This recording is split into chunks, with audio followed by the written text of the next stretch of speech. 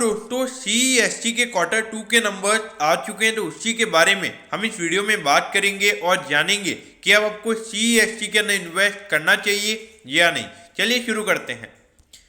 तो देखिए, सबसे पहले अगर हम यहाँ पे कंपनी के टोटल रेवेन्यू के नंबर्स की अगर हम बात करें तो पिछले क्वार्टर के कंपैरिजन में 8% से कंपनी के रेवेन्यू के नंबर्स बढ़े हैं और 3,494 करोड़ पे ये नंबर निकल कर आया है। तो अगर हम देखेंगे तो सिक्वेंशियल बेसिस के हिसाब से अगर हम देखेंगे तो रेवेन्यू का नंबर अच्छे से बढ़ा है और जो प्रॉफिटेबिलिटी वाला नंबर है ये 21% से बढ़ा है और 340 करोड़ का कंपनी को टोटल नेट प्रॉफिट इस क्वार्टर में हुआ है। तो अगर हम देखेंगे तो दोनों ही, अगर हम देखें जो प्रॉफिटेबिलिटी और रेवेन्यू दोनों ही यहाँ पे सिक्वेंशियल बेसिस पे काफी अच्छे तरीके से बढ़े हैं। और अगर हम ईयर ऑन ईयर बेसिस यानी कि पिछले साल इसी सेम क्वार्टर से अगर हम कंपनी के रेवेन्यू को देखें, वहां पे हमें 4% की ग्रोथ देखने को मिली है।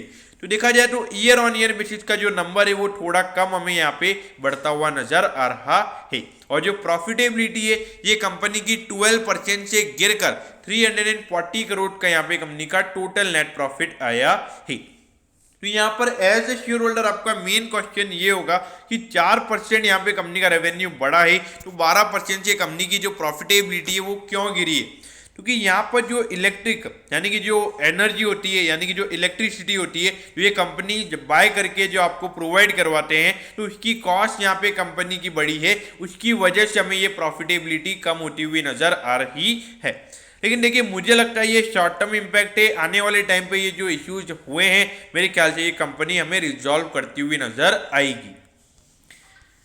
अब ये देखिए, लगभग 12,000 करोड़ का इस कंपनी का मार्केट कैप है और 8 के पी पे ये स्टॉक अभी ट्रेड हो रहा है और मुझे लगता है लगभग ये इतने ही पी पे ट्रेड होगा। तो ये देखिए, लगभग 4 से 5% का यहाँ पे डिविडेंड यील्ड है। तो अगर इतना डिविडेंड अगर कंपनी देगी तो मार्केट ज्यादा पी पर इससे ट्रेड नहीं करवाएगा।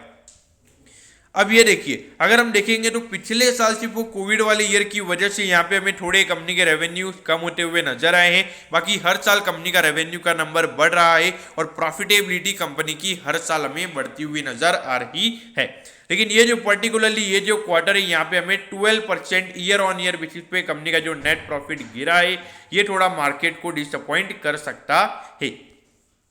अब देखिए, 91 रुपीज पे ये स्टॉक अभी ट्रेड हो रहा है और 119 का इसका ऑल टाइम हाई है। तो अगर हम वहां से कंपेयर करेंगे तो अराउंड 15% का करेक्शन ऑलरेडी स्टॉक में हो चुका है। तो देखा जाए तो मेरे ख्याल से करेक्शन हुआ है, लेकिन फिर भी मैं ये नहीं बोलूंगा कि यहाँ पर कुछ आपको अल्फा रिटर्न यहाँ पर बनेंगे।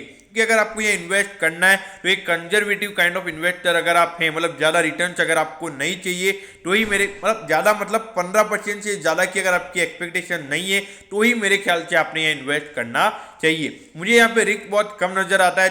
जो लोग यहाँ पे बिल्कुल कम रिस्क लेना पसंद करते तो उनके लिए ये स्टॉक है।